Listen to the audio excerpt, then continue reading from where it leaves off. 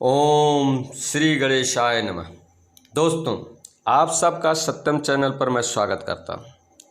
इस चैनल के माध्यम से वर्तमान में सत्य घटित घटना और नास्टोमस की भविष्यवाणियों का सायरन सेलिन के से क्या संबंध है, आप लोगों के समक्ष संक्षेप में बताने जा रहा हूं।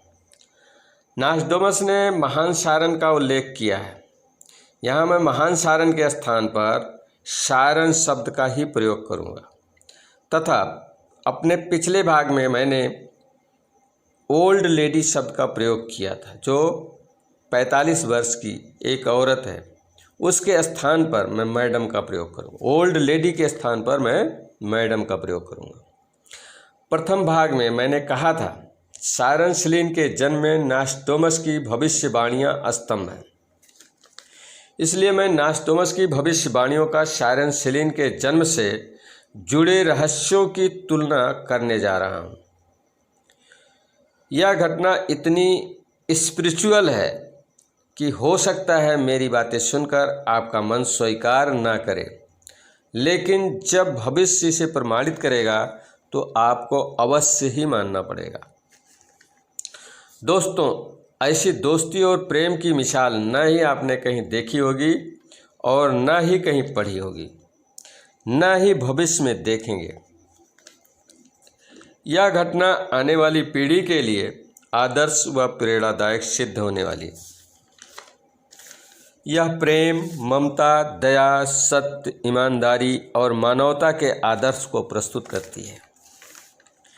इस घटना में 3 लड़कियां, 2 महिला, 3 पुरुष व 2 लड़कों का सीधा अथवा परोक्ष रूप से सहयोग है, जो इसकी प्रामाणिकता की पुष्टि कर सकते हैं।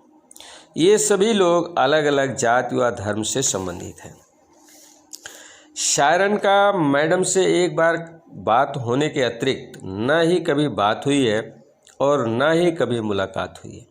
फिर भी आत्मीय दोस्ती और पवित्र प्रेम का ऐसा अटूट रिश्ता बना कि सायरन ने अपना तन और अपनी आत्मा को अपने दोस्त की खुशी के लिए समर्पित कर दिया।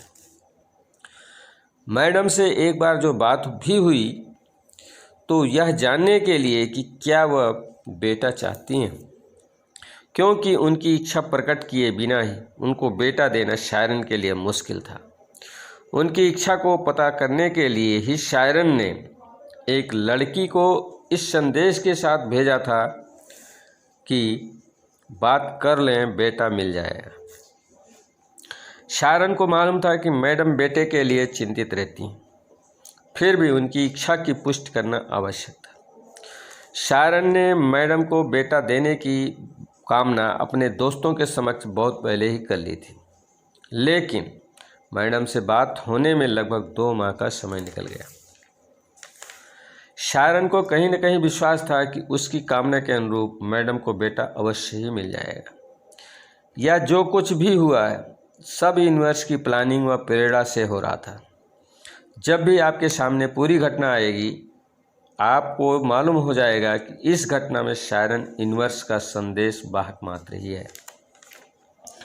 अब मैं सायरन की कामना से जन्म लेने वाले बालक सायरन सेलिन का जन्म क्यों और कैसे हुआ, इस घटना का कुछ अंश आप सबके सामने रखने जा रहा हूँ।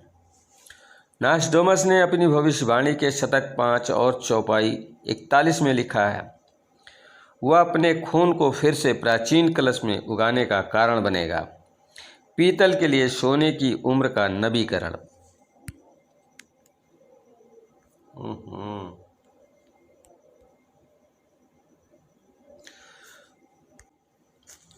यहाँ पर मैं बताना चाहता हूँ कि सायरन को यह आभास था कि उनके जीवन का उद्देश्य बहुत बड़ा है, जिसको पूरा करने हेतु उसके जीवन का शेष समय बहुत कम है। इसलिए सायरन ने अपनी दोस्त मैडम को के खुशी के लिए उनके बेटे के रूप में अपनी आत्मा से जन्म लेने का फैसला किया।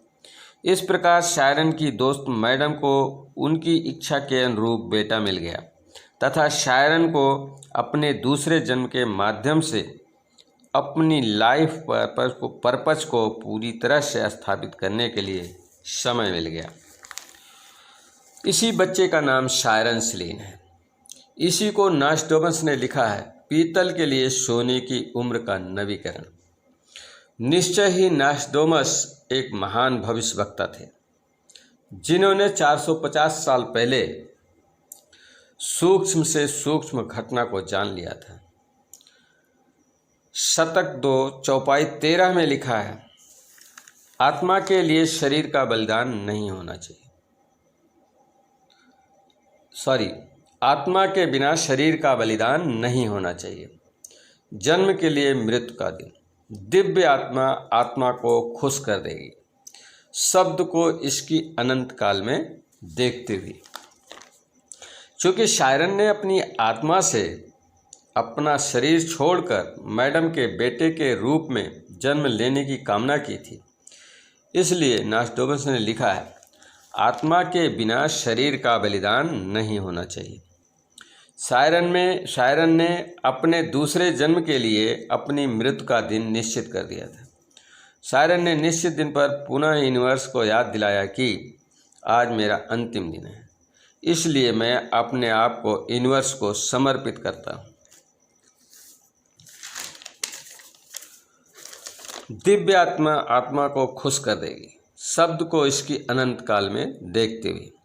इस प्रकार शायरन के समर्पण भाव के कारण शायरन भी जीवित है और शायरन सलीन भी, जो एक ही आत्मा के दो रूप हैं।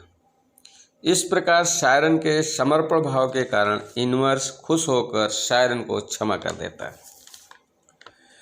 प्रकृति के नियमों का उल्लंघन न हो, इसलिए ऐसा यहाँ पर शायरन ने किया। अतः आप लोगों को इस घटना के माध्यम से मैं बताना चाहता हूँ, यूनिवर्स अपनी प्लानिंग के अनुसार कार्य कर रहा है।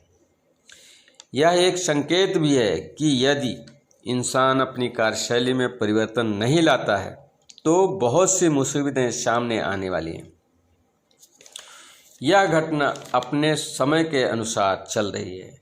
आज जो कुछ भी भौतिक समस्याएं दिखाई दे रही हैं, यह इंसान के लिए एक संकेत है कि इंसान अपनी कार्यशैली में और विचारों में परिवर्तन लाए। तीसरा व्यक्ति एक महान शासक है, जिसका नाम एक महान संत के नाम पर,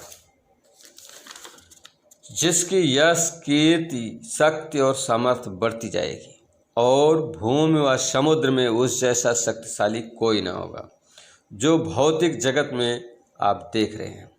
शायरन और इस महान शासक के बीच क्या संबंध है, इस घटना की जानकारी मैं अपने आने वाले किसी भाग में आप लोगों को दूंगा। आज बस यहीं समाप्त करने की आज्ञा चाहता हूँ। धन्यवाद।